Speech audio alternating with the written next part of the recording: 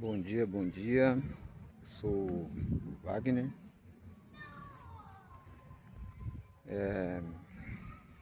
Sou mais um adicto em recuperação, né? Que Deus possa abençoar nosso dia. Bom, vamos lá. Eu frequento grupos de terapia, grupos de apoio. E nesses grupos, né? Tudo que é falado lá é válido, né? Que às vezes não serve para alguns, serve para outros. Mas uma coisa frequentemente assim que eu vejo, que tem muito, não só dentro de grupos, mas no dia a dia de pessoas, inclusive no meu, né, que eu também já passei por muita coisa, pessoas que às vezes é um adicto ativo, né, e chegou uma situação na vida da pessoa que tá complicada demais e ela quer parar, ter o controle de volta da vida dela, mas ela não consegue. Ela fala muito, meu, eu quero parar, mas eu não consigo. Então vamos lá. Eu já falei muito isso, né? Poxa, quantas vezes eu já não passei por isso? De querer parar, querer de verdade parar, mas não consegui. E muitas pessoas falavam assim: tem que querer de verdade, entendeu? Tem que ter força de vontade, blá blá blá, e tudo aquilo, né? Hoje, graças a Deus, tô em sobriedade, né? Minha luta continua porque pro resto da vida, né? Que a gente tem que estar atento e vigiando a todo momento. Mas aí eu te pergunto, só o querer funciona? Aí que tá, né? Bom, no meu caso, só o querer não funcionou, entendeu? Porque a pessoa quer, mas não consegue. Vai muito além disso. E como que eu tô conseguindo? É assim, o querer precisa de um propósito. E o propósito precisa de uma ação. Entendeu? Uma coisa puxa a outra. O querer sem um propósito não vai dar certo. E o propósito sem uma ação, você não alcança o seu propósito. Entendeu? Então você tem que querer ter um propósito e ter uma ação para fazer isso funcionar, né? Por que um propósito? Porque o que acontece, eu acho que na vida de muitos adictos que para e se torna uma luta diária, porque o problema não é parar, é manter, né? Se torna muito difícil, porque querendo ou não, o vício deixa um vazio. Deixa um vazio na pessoa que a pessoa precisa preencher com algo. Porque se você parou e ficar perdido sem saber o que fazer, a probabilidade de você voltar, acho que é 90%, entendeu? E você com um propósito, já diminui essa probabilidade de você voltar, entendeu? Porque você tem o porquê lutar. Você tem um motivo para estar lutando, entendeu? E esse vazio que o vício deixa precisa ser preenchido, entendeu? Só que preenchido de coisas boas. Então, por isso, do propósito. E a ação, todo mundo sabe, né?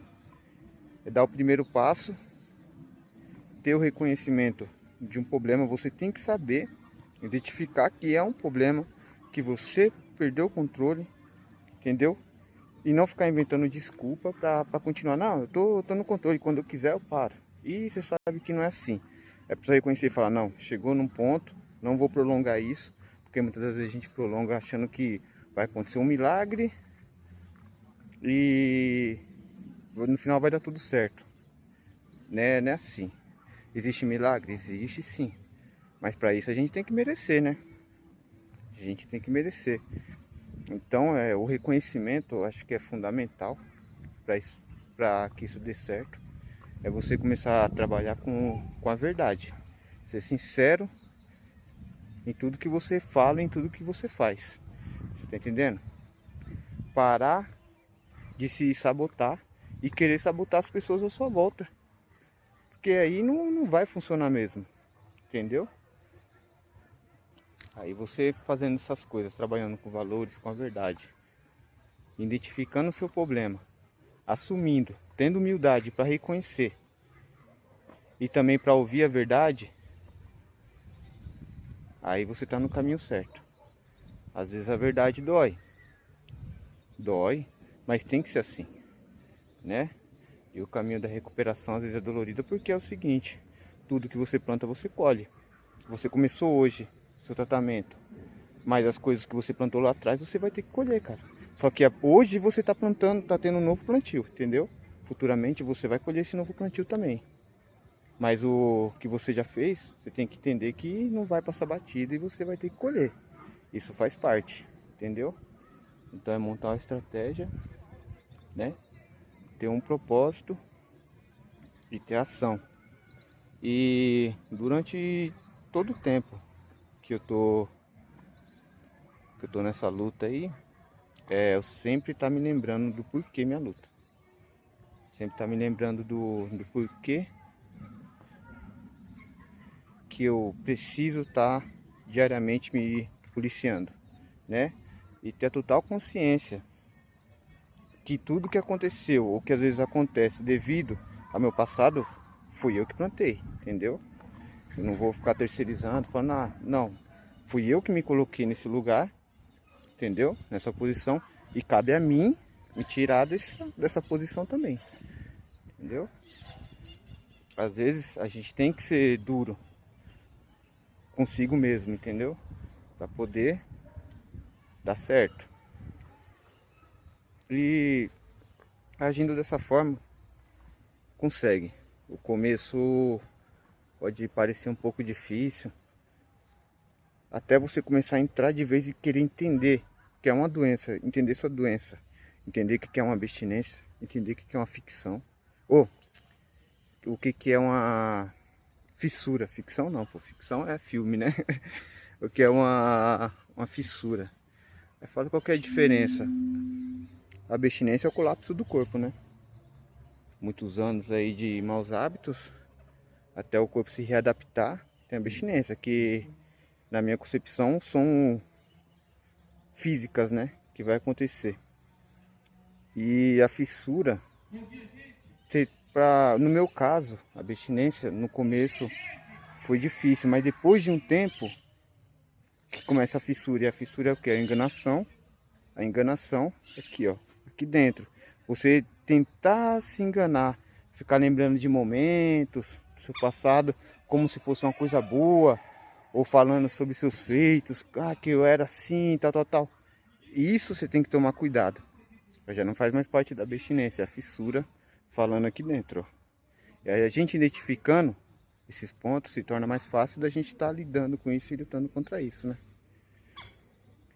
Bom, é isso aí.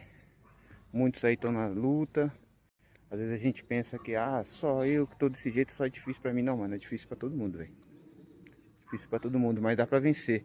Tem pessoas que falam assim: meu, somente dentro de clínica, é 1 em 1 milhão que sai da clínica e não retorna pra cá. Falaram isso pra mim.